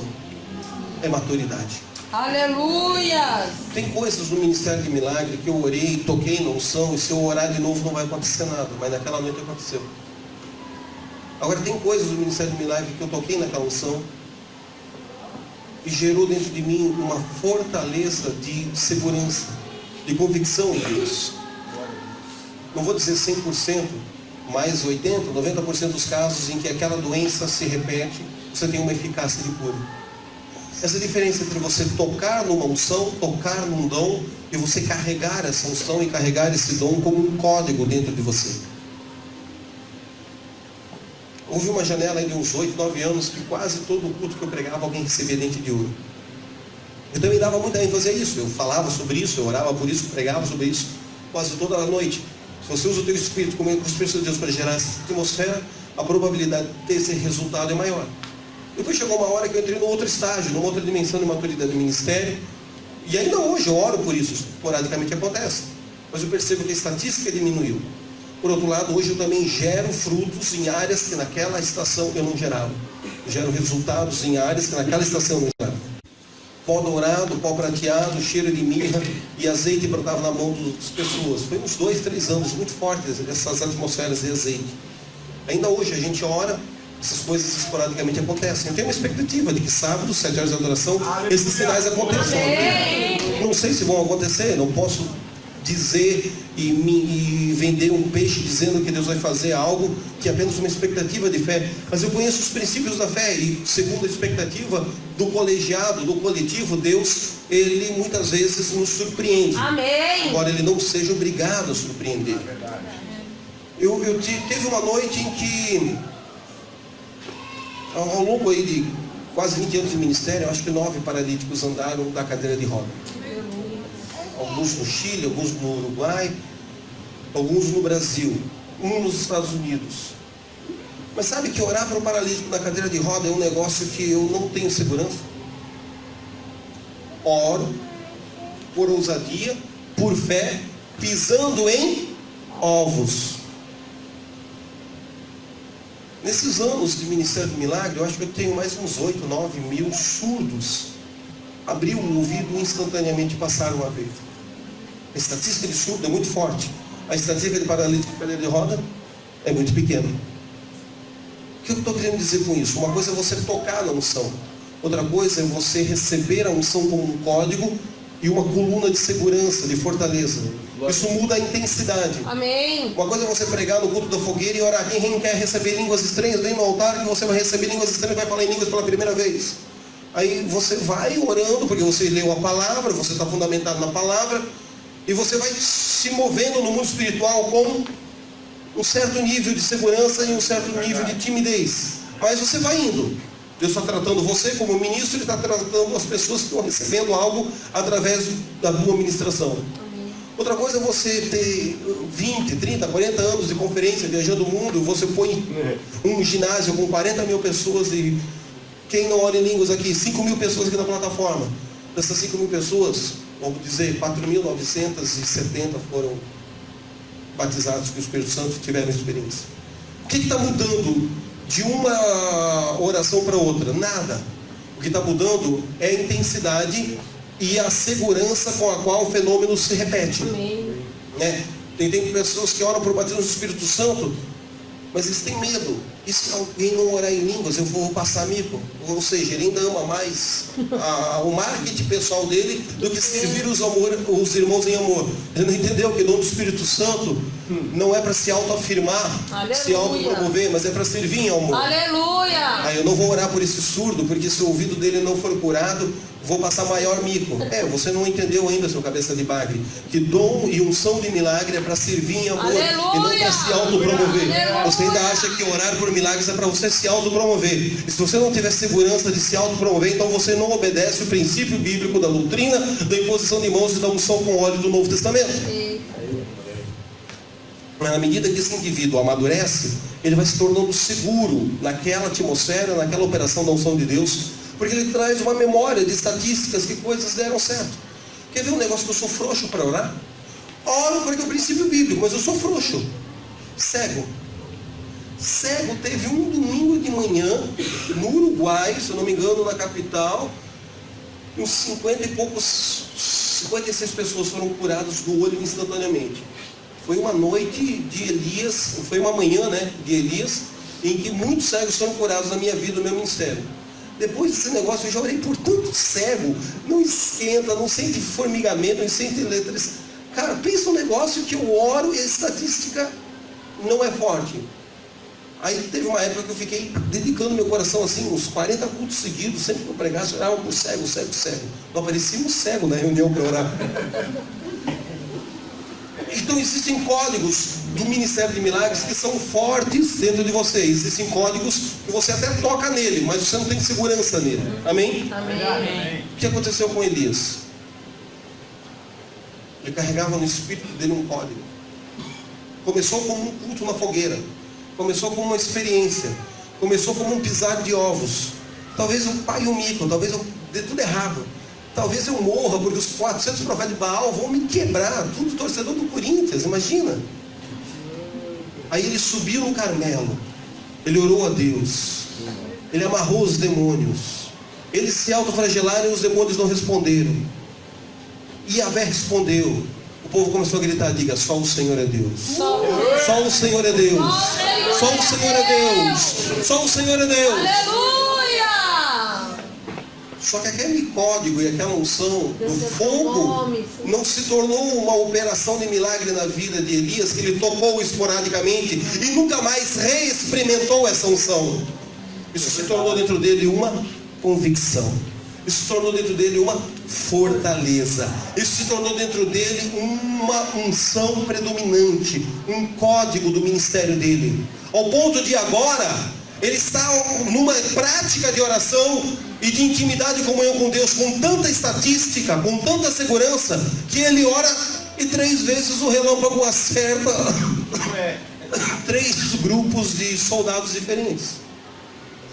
Então essa é a diferença entre um profeta, um intercessor, um adorador, um ministro, um evangelista, um operador de cura com segurança, e um que conhece a palavra de Deus, conhece a unção de Deus, conhece o mover, mas ele não tem a vida com Deus necessária para estabelecer a atmosfera do céu na terra. Eu vou encerrar com isso. Debaixo da unção e da presidência do ministério de Samuel, até Saul, aquele orelha seca, profetizava. Saul está inscrito entre os profetas que profetizam. Saul era vaidoso, era arrogante, queria dinheiro, queria poder político, mas debaixo da liderança, enquanto Saul honrou a unção que estava sobre o ministério do profeta Samuel, até o feinho do Saul, Deus usou em profecia. Eita Deus. Quando é que essa atmosfera se quebra? Quando Saul não honra mais, não respeita mais a autoridade, o comissionamento que está sobre o ministério de Samuel. Ele toma um caminho de independência, Deus não fala mais com ele no caminho de independência. Claro, ele não está mais honrando a unção que está sobre o ministério de Samuel. Ele tomou uma dura de Samuel na frente de todo o povo, ficou vaidosinho pelo puxão de orelha. Melhor obedecer do que sacrificar, foi a resposta que Samuel deu para Saul. Aí agora, Saul vai recorrer à feiticeira. Vai recorrer a necromante. Mas veja, a unção de Deus na vida daqueles 70 caras, inclusive os 72, né, o Eldade e Meldade, em Números capítulo 11, fluiu, operou e estabeleceu na terra uma atmosfera profética de céu muito forte. Eles receberam um fragmento da unção e do Espírito de Deus que estava sobre Moisés, e junto com Moisés julgaram e levaram a carga de todo o povo. Mas diz Números capítulo 11 que depois daquele episódio eles nunca mais profetizaram. Diga, naquele instante, naquele congresso, naquele retiro, naquela conferência, naquela noite, naquele culto, naquela vigília, naquele monte, profetizaram. Mas depois daquilo ali, a unção passou, a unção tocou, eles operaram na unção, mas eles não desenvolveram a intimidade e a comunhão, a sensibilidade e a percepção necessária com Deus para que aquela unção se tornasse uma coluna de firmamento, uma convicção, um código espiritual no espírito do intercessor. Aqueles caras que andaram com Jesus na escola de profetas do Novo Testamento, Lucas capítulo 10, saíram do treinamento de Jesus com um diferencial em relação aos 72 do Antigo Testamento, Números capítulo 11, que profetizaram com Moisés no deserto. O treinamento de Jesus é melhor do que o treinamento de Moisés. O treinamento de Jesus é mais profundo, é mais transformador e é duradouro. Porque eles tinham uma convicção tão grande dentro deles, que expulsaram os demônios, estavam maravilhados, porque os demônios lhes submetiam, lhes obedeciam, e Jesus disse, baixa a bola. Lembra-se que é melhor ter o nome escrito no livro da vida, Aleluia. é melhor ter certeza e convicção de salvação, do que showzinho de exorcismo sexta-feira à noite. Jesus não está dizendo que não é para fazer o showzinho de exorcismo sexta-feira à noite. Jesus está dizendo que é melhor trazer à memória a convicção de que a salvação é mais importante do que os demônios nos submeterem. Verdade. E a convicção deles era tão grande que pessoas foram enfermas há anos, foram instantaneamente curadas. Eles não faziam a oração da sorte, eles não faziam a oração da loteria esportiva, eles não faziam a oração do protestante carismático que transfere para Deus a responsabilidade se tudo der errado. Se o Senhor quiser curar, glória a Deus, se o Senhor quiser curar, nós também aceitamos a enfermidade com a tua vontade soberana em nome de Jesus, amém. Eles também não faziam essas mecânicas da teologia para sair bonito. Se a oração não for curada, eu mesmo não passei vergonha, né? Eu mesmo não profetizei que você ia casar e você não casou, porque é feia mesmo, irmão. Então ele dá aquelas profecias subjetivas, né? Não, se a irmã é feia, você profetiza que casou e ela casou, cara, glória a Deus, é milagre, é sobrenatural na terra. Ou então não profetiza, até porque esse negócio de profetizar casamento é imaturidade. A gente fala sobre os 5 protocolos e os 5 tabus polêmicos do ministério profético na igreja hoje. Palhaçada. Não é porque é uma profecia que você tem que tomar essa decisão tão importante na sua vida. Mas o que eu estou querendo dizer com isso? Eu estou querendo dizer que Elias, o tisbita, teve uma experiência que nem ele imaginava o quão forte seria com Deus no alto do Carmelo. E aquela unção, aquele código se tornou dentro dele algo que se repetiu muitas vezes na sua vida. Eu quero que você traga à memória uma unção, um milagre, uma operação da glória de Deus que já aconteceu com você. Porque se você tinha um rim atrofiado, alguém orou por seu rim, você foi curado no rim, talvez nunca ninguém tenha te ensinado isso. Mas você tem autoridade para curar rins. O som que você recebeu para sarar o teu rim está adormecida, enterrada, entulhada como um dom e um talento divino dentro de você. Talvez ninguém tenha te dito, cara, você recebeu um milagre de cura de rim. Você tem que orar por tudo quanto que é rim. Não estou dizendo que tem que orar apenas por rim. Estou dizendo que você tem que orar por todos os enfermos. Mas foca nos rins. Por que começa dos rins? Porque vai te dar uma estatística e uma segurança. Depois de você orar por 10, 20, 30 ou 500 pessoas com problema no rim, você vai ver que matemática e estatisticamente você vai ter uma maior eficácia do que qualquer outro irmão da igreja. Eu não estou dizendo que Deus não pode usar o outro. Eu estou falando em estatísticas. Eu estou falando em coisas práticas que eu vejo com os nossos alunos da Escola de Profetas do Ministério de Milagres. É disso que eu estou falando. Pastor, eu tive câncer e eu venci o câncer. Entre eu, que sou um cara operador de milagre, tenho mais de uns 10 mil e-mails de pessoas que foram curadas de câncer através da nossa vida em 20 anos de ministério. E você, que teve câncer e foi curado de câncer, quando chega no final da plataforma, quando chega na hora do culto, eu digo, irmão, ora você primeiro. Depois eu oro. Primeiro você. Porque eu quero estimular o dom nele. Eu não quero me autoafirmar com o dom que há em mim. Mas eu quero estimular ele. E eu sei que ele carrega um potencial maior do que o meu. Porque ele ia morrer de câncer e ele recebeu a cura do câncer. Aleluia. Assim acontece com o osso, assim acontece com soro positivo, assim acontece com qualquer coisa que a ciência não consegue fazer. Teve uma outra experiência. Quem aqui tinha uma dívida, não conseguia pagar a dívida, começou a jejuar, orar e Deus fez uma intervenção divina de alguma forma, de uma forma milagrosa, sobrenatural, essa dívida foi quitada. Tem alguém com testemunho assim? 1, 2, 3, umas 4, 5 pessoas talvez. Você carrega dentro de você um código que eu não carrego dentro do meu espírito. Eu oro por dívidas, eu tenho testemunho de pessoas que foram quitadas de dívida, mas eu nunca tive uma experiência parecida com a tua. Você carrega dentro de você uma chave, um código, uma unção que eu não carrego. Eu sei onde ela está no mundo espiritual. Diga, eu toco nela pelo princípio bíblico, pela leitura, pelas chaves bíblicas de revelação e pela fé e ousadia. Mas você tem que orar por endividados com maior estatística, com maior eficácia, com maior frequência do que qualquer outra pessoa nessa igreja. Aleluia. Você vai desenvolver na sua comunhão e percepção com o Espírito Santo de Deus que existem operações de unção, operações de poder, que são mais matemática e estatisticamente fortes e repetitivas no seu ministério. E outras que são mais esporádicas. Eu quero que você descubra em Deus qual é a coluna de unção e o código e o milagre, o sobrenatural que Ele já tem dentro de você forte. E qual é o que Ele vai ativar e vai impartir para você receber pela primeira vez. Isso não quer dizer que você não vai receber novas operações de unção. Isso não quer dizer que você não vai tocar em atmosferas de unção que nunca ninguém tocou.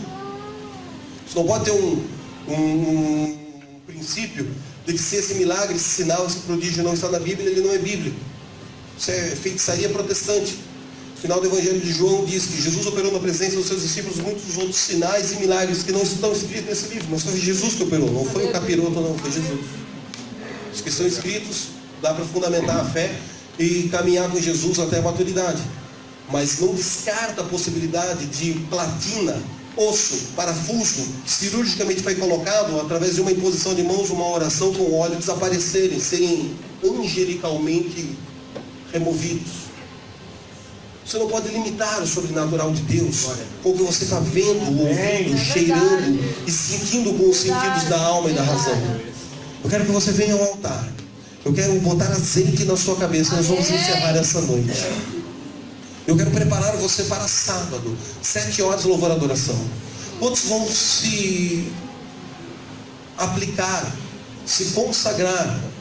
Um dia de jejum, de oração, gerando uma expectativa de fé, um propósito. Não é um sacrifício, não é uma autoflagelação, isso tudo é coisa medieval. O sacrifício já foi feito na cruz do Calvário. Mas quem vai aplicar o seu coração, o seu entendimento durante uma janela de tempo, seja lavando louça, seja trabalhando, seja dirigindo, na sua rotina, mas preparando-se para que sábado coisas grandes aconteçam. Quero desafiar você a fazer esse jejum hoje ou sábado durante o dia. Traga cobertor, traga colchão. Vamos encher isso aqui de aquecedor. Vai ter tanta glória de Deus aqui que você não vai sentir o frio, não vai sentir a temperatura. Outros pastores, outras igrejas, pessoas de outras denominações estão vindo para adorar conosco, porque 7 horas de louvor e adoração, a equipe tem que estar no óleo, senão vocês estão lascados. Aleluia. Vocês têm que botar em ordem a vida de vocês. Vocês têm que, a equipe do louvor e da adoração, aguentar. Então, ministra 1 hora, 2 horas, um visitante vem, colabora, soma, canta, outra igreja interage conosco. E assim a gente vai ficando menos cansativo. 7 horas orando em línguas, 7 horas adorando a Deus. Vai ter intervalos de palavra, vai ter intervalos de atos proféticos, simbolismos, de imposição de mãos, de unção com olhos. Mas eu quero que o Espírito de Deus comece a construir dentro de você essa convicção. Diga, Saul não tinha a unção dentro dele, mas operou nessa unção, porque estava exposto a uma companhia de profetas. Aleluia. Samuel tinha o código, tinha a unção dentro dele. Quem é que rasga o céu e traz essa nuvem de glória e estabelece na reunião? São os ministros do altar. É a equipe de louvor da igreja. É o pastor, é a pastora, é o apóstolo, é o mestre, é o evangelista, é o profeta. São os presbíteros. O presbítero não é para falar mal do racho do vestido ou do terno do pregador. O presbítero é para jejuar, orar e gerar Cristo nas pessoas que estão chegando na igreja e que são recém-convertidas. Então, é essa cultura que a igreja perdeu. E Deus está restaurando em nosso meio. Quantos querem ser portadores de uma glória divina? Muito mais do que sentir um arrepio, estar disposto a uma unção. Querem que essa unção se torne dentro de você uma estatística, uma repetição, uma frequência, uma maturidade. Muito mais do que orar e acontecer. Você quer orar e ter a certeza que a coisa estatística e matematicamente tem uma grande probabilidade de se repetir, porque você exercitou os seus músculos espirituais na íntima comunhão com o Espírito Santo de Deus pela fé em Cristo Jesus. Solte os objetos que estão nas suas mãos. Se coloque em pé e venha para o altar. Vamos louvar e adorar ao Senhor agora. Eu gostaria de encerrar com esse louvor, com essa adoração, impondo as mãos e orando por você. Aleluia. O reino de Deus está vindo. Ele não está completamente estabelecido, mas ele também não está distante. Diga, o reino de Deus está ao alcance das mãos. Quando Jesus manda eu e você orar o Pai Nosso dizendo, venha o teu reino, não é que ele vai trazer e nós vamos assistir. É que nós somos o elemento de Deus que interage conosco na terra para estabelecer o reino de justiça através das nossas obras de justiça. Aleluia. Ocupe esse lugar aqui. Eu estou vendo que depois que a turma começou a transmitir o vídeo e a pregação, vocês estão com medo de chegar no altar. Olha, eu vou jogar água quente da chaleira em vocês. Não se preocupe, minha gente. Vocês agora são uma igreja televisiva. Vocês agora estão no YouTube, no Facebook. Se você cair, caiu cheio da glória do poder de Deus. Se você vomitar, não tem problema nenhum. Ninguém vai reparar se você comer frango, feijão, como é que você almoçou. Seja liberto em nome de Jesus. Receba a tua vitória. Eu sei que você carrega um código, uma unção, há uma experiência de Deus aí. Tem dons e talentos enterrados aqui nesse altar, que essa noite Deus vai desenterrar. Tem pessoas aqui que já profetizaram e nunca mais querem profetizar porque foram feridos e machucados num ambiente neurótico de superstição pentecostal. Mas essa noite Deus quer tirar você da caverna porque você vai voltar a ser boca de Deus. Na verdade você nunca deixou de ser, né? Você só deixou de se permitir e de se render à glória de Deus. Mas essa noite, coisas que estão adormecidas na sua caminhada de fé vão ser ativadas, catalisadas. Tem pessoas aqui que já deixam a luz ligada, gente. Para com essa superstição de apagar a luz. Vocês estão transmitindo ao vivo no YouTube. Liga essas luzes, pelo amor de Jesus. Nunca mais se desligue luz. Esqueça, pensa como uma igreja que daqui a pouco vai ser dona de um canal de televisão. Começa a pensar como uma igreja que agora está influenciando multidões. Tem que botar em ordem e treinar mesmo. É um treino cansativo, didático para a equipe, para os obreiros, para os voluntários. Muitas vezes chegam cansados do trabalho, né? Eu, pregador chato, fico enchendo a paciência com esses detalhezinhos. Mas esses detalhezinhos vão fazer a diferença nessa cidade. Porque vocês estão aqui debaixo de uma unção de excelência. A mesma unção que marcou o ministério de Daniel. Obrigado, Deus. Abre os céus. Estabelece a escada de Jacó. Atmosfera de Samuel. Atmosfera de glória. Atmosfera de Deus pela vida e instrumentalidade do profeta Samuel. Seja estabelecido em nosso meio aqui na terra. Comece a orar em línguas. Comece a glorificar a Deus. Alguns vão receber cura, outros vão desenterrar o dom de cura. Alguns vão receber provisão financeira, outros vão ativar a unção de provisão financeira que está nas suas mãos para pôr em liberdade outros irmãos que ainda estão escravos das contas e ainda não receberam essa experiência de multiplicação material. Alguns possuem um casamento saudável, mas nunca transferiram essa unção desse casamento saudável para ajudar outros que estão no auge da guerra e do conflito. Alguns estão aqui prontos para receber revelações e profetizar da parte de Deus. Outros estão tão feridos que disseram, nunca mais vou profetizar, nunca mais vou orar, nunca mais vou entregar um recado. Eu quero que você se renda a Ele. Eu quero que você desenvolva um local de intimidade e comunhão com Deus. Não é numa oração de 30 segundos que você amadurece, mas são em orações de 30 segundos que a escola do Espírito começa, do Espírito do guerreiro, do Espírito do intercessor, do Espírito do adorador.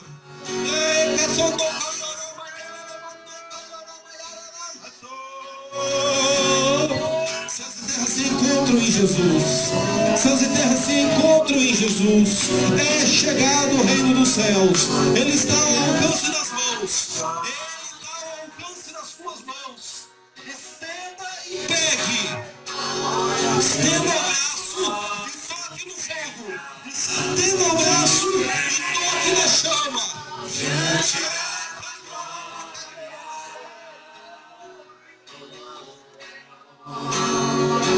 Eu não posso ficar de pé diante da tua glória.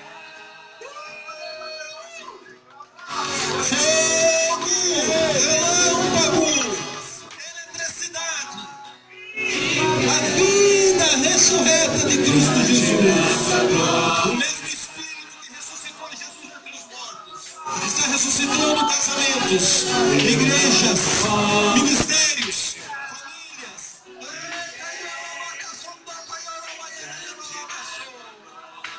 Alto da cabeça, ponta dos pés. Chame o nome dele, invoque o teu tempo. Deus sabe que essa canção com a força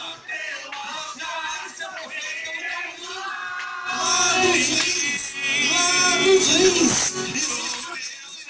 existe um calor. Deus sabe isso.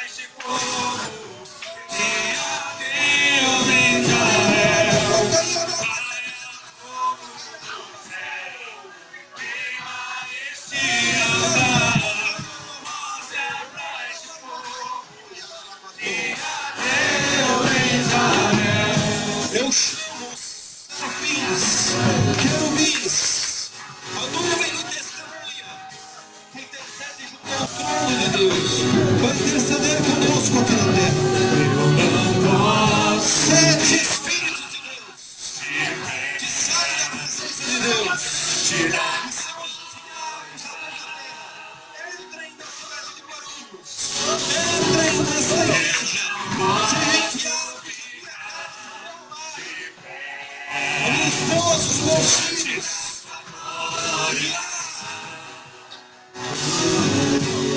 Sou teu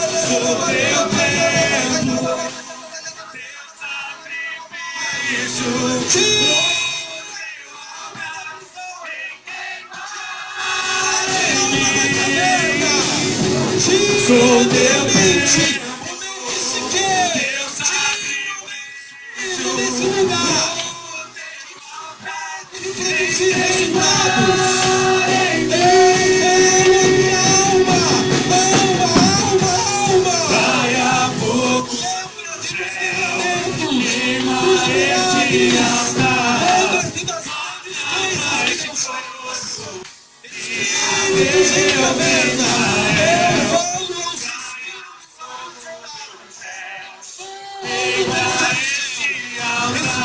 em cativeiro. O terceiro céu, a presença manifesta, a presença, quem subirá ao monte? Quem subirá no monte santo do Senhor? O autor do livro de Hebreus fala sobre o Sinai. Fala sobre o Monte Sião. Quem subirá ao Monte Sião? Você, minha esposa, eu e os meus filhos, eu e minha família, subiremos ao Monte Sião. Eu e minha família, vamos subir o alto do Sinai.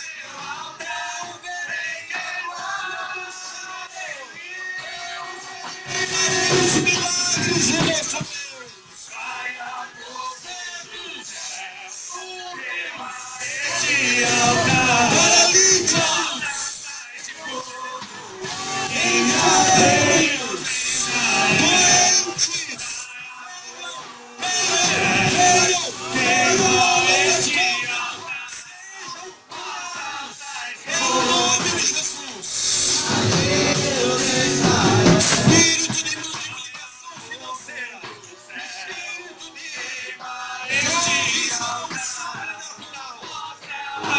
Anjos que trouxeram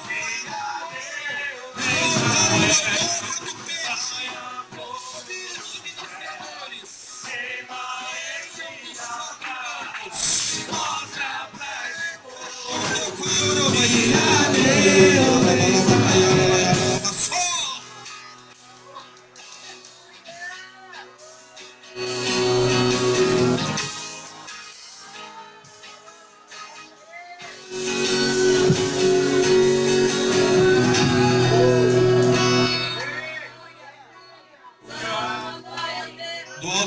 cabeça para todos os pés.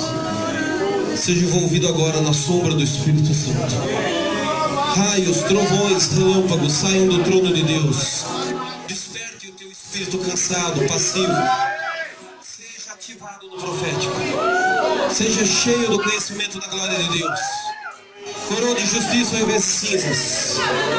Vestes de louvor e adoração ao invés do espírito angustiado. Vinho novo. Óleo novo. Óleo de alegria. Azeite de alegria. Alma estéril. Alma seca. Terra que está morta. Ressuscita, ó terra que está seca. Ressuscita, ó terra que está infrutífera. Ressuscita, ó terra que não consegue gerar resultados.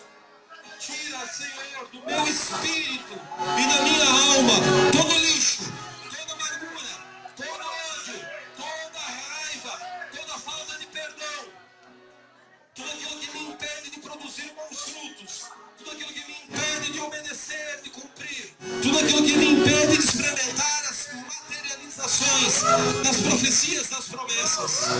Passa a tua espada, passa a espada de fogo, a Nachaire, desligando vínculos de alma, vínculos de espírito, com pessoas que me impartiram coisas ruins, pessoas que me enroscaram ou me amarraram, palavras e orações, ofertas, decretos, juízos, oferendas que foram feitas para mim desacelerar, para mim ficar amarrado, para mim não conseguir comprar, para mim não conseguir vender, para mim não conseguir pagar, sejam quebradas e destruídas agora, no poder e na autoridade do nome de Jesus.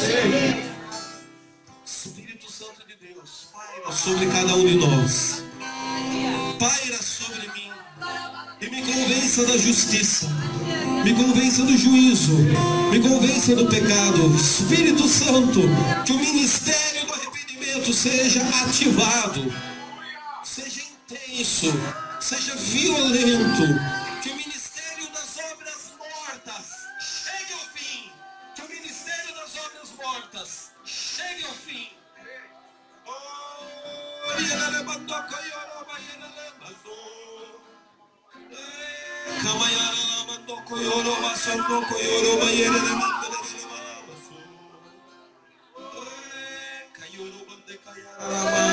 Línguas estranhas, apenas línguas, apenas línguas, apenas línguas, apenas línguas.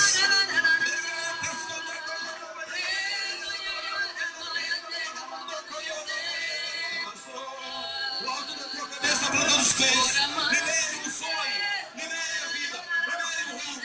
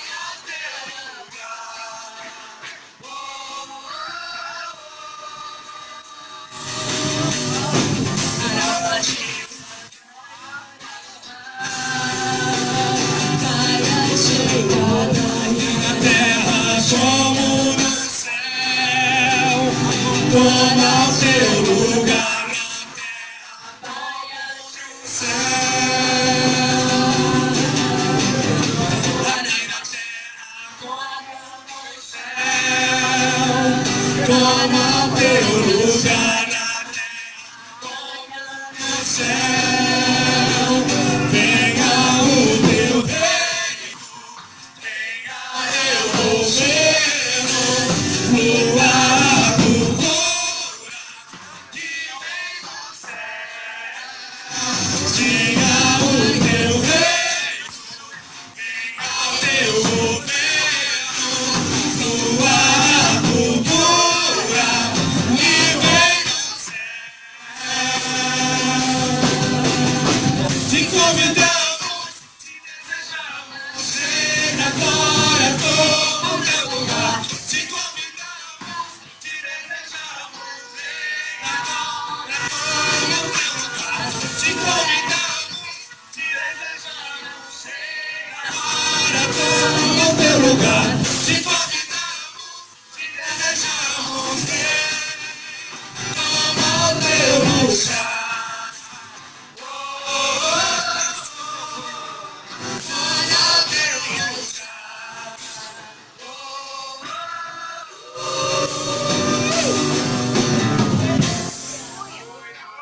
Do alto da tua cabeça até a planta dos pés. Seja escondido na fenda da rocha, no esconderijo do Altíssimo. Todo cansaço caia por terra agora. Toda ansiedade, toda preocupação, todo medo caia por terra agora. Doenças e enfermidades, em nome de Jesus, saiam desse culto. Saiam dessa pessoa que está aqui no altar da igreja, ou deste homem, dessa mulher que está nos assistindo pelo vídeo no YouTube e no Facebook. Haja cura. Atmosferas do terceiro céu comecem a invadir a terra. Ambientes do terceiro céu comecem a invadir a terra. E toda resistência demoníaca no cosmos, no segundo céu, da região intermediária, comece a ser dissipada agora. Caiam os inimigos de Deus e seja estabelecido o seu trono de justiça. Repita comigo: Senhor Jesus, aqui estão as minhas mãos, aqui estão os meus braços, aqui estão as minhas pernas, as minhas faculdades emocionais, espirituais e físicas. Eu quero ser a extensão e a continuidade do ministério de Jesus, o Messias, o Yeshua HaMashiach, aqui na terra, a começar por Guarulhos, a circunvizinhança, até chegar no confim da terra. Use a minha boca, use o meu espírito, com violência e intensidade profética, promovida pelo teu espírito, no meu interior. Eu quero falar na língua dos anjos, para te adorar de uma forma em que a faculdade da alma, da mente, do psique não consegue te adorar. O Espírito Santo seja violento e abundante em mim, sobre mim e através de mim. Dá-me olhos espirituais, sensíveis, para ver e agir, ouvidos espirituais, para discernir, filtrar, jogar fora e reter tudo aquilo que vem do coração de Deus. Eu coloco a espada de 2 gumes, afiada, a nachaire, a lâmina cortante, que Jesus tem na sua boca. Essa mesma palavra, desse mesmo Espírito que ressuscitou a Jesus dentre os mortos, está dentro de mim. Eu coloco essa palavra na minha boca. E assim como Jesus me mostrou, demonstrou, eu guerrearei. Pai, eu trago a existência recursos financeiros que ainda não são como se eles já fossem.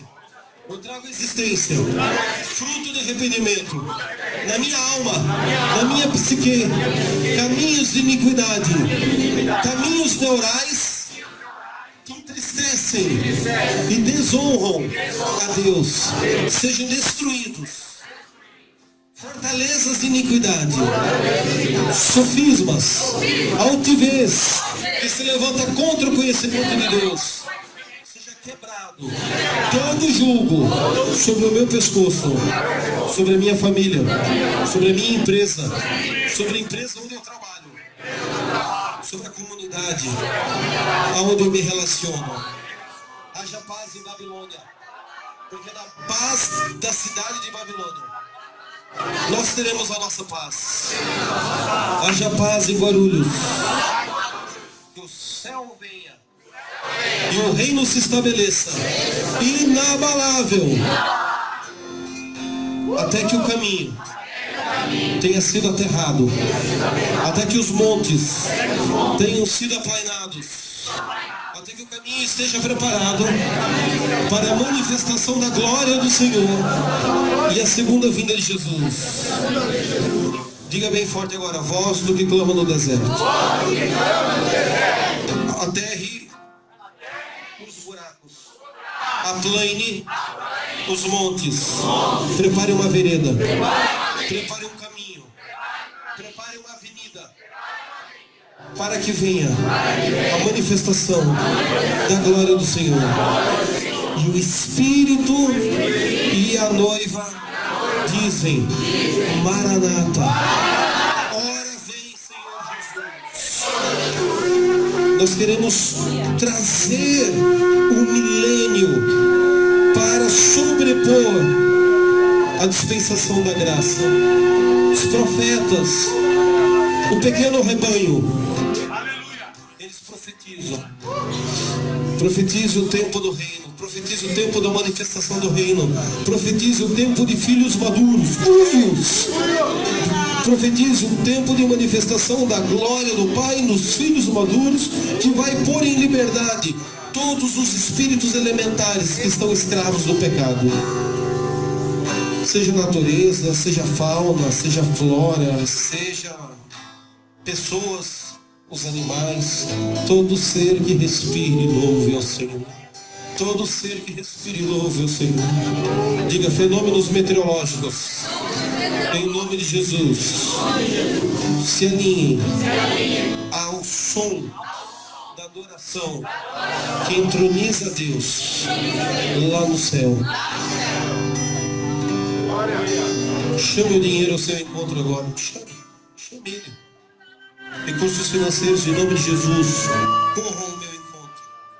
Ofertas, contratos, compra e venda, dinheiro voando na rua, pessoas que sintam uma direção específica de Deus, fazer um sacrifício, fazer uma oferta em um solo fértil e colher abundantemente mais.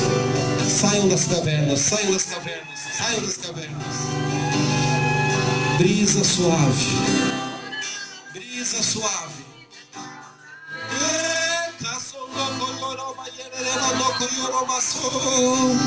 Nós já entramos às 7 horas de adoração. Agora é só deixar fluir e não se preocupar com o ônibus e com o horário. Dê uma salva de palmas bem forte a Jesus. Essas são as primeiras gotas. Essa é a pequena palma de nuvem, mas vai se multiplicar e a chuva vai descer. Sábado, 11 horas da noite, aqui nesse altar. Adorar, louvar, interceder. Não pode faltar bateria para microfone. Quem estiver cansado, reveza. Orar em línguas, ler a palavra de Deus, proclamar e entronizar. Bem forte comigo. Iavé chamar. Iavé chamar. Iavé chamar. O Senhor presente está.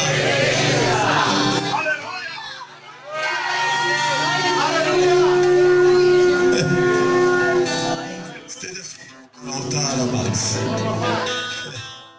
Há uma nuvem de glória aqui. O Senhor falou que ia trazer um novo manto para essa casa. O Senhor falou que ia dar uma autoridade nesse altar.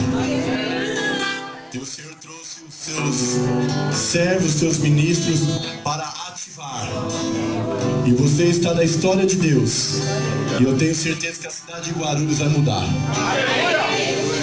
E vai através de você que você vai levar luz para o mundo e sal para essa terra.